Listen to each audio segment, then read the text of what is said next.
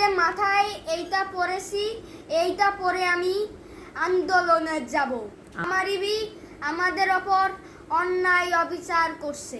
আমার মামুনি, আমার মামা আমার ইবিকে সাপোর্ট করছে। এইটা কখনো মেনে নেওয়া যায় না। No no never. তাই আন্দোলন চলমান। জানেন কি করেছে আমার ইবি? আমাদের জন্য বাটন ফোন, আর তারা স্মার্টফোন ব্যবহার করে। পড়া লিখা বাদ দিয়ে আপাবুর মোবাইল দেখি বলে এই অত্যাচার শুরু করেছে। এইটা মেনে নেওয়া যায় না। আমাদের অপরাধ এতটুকু, মোবাইল নিয়ে ভাই ভাই মারামারি করি।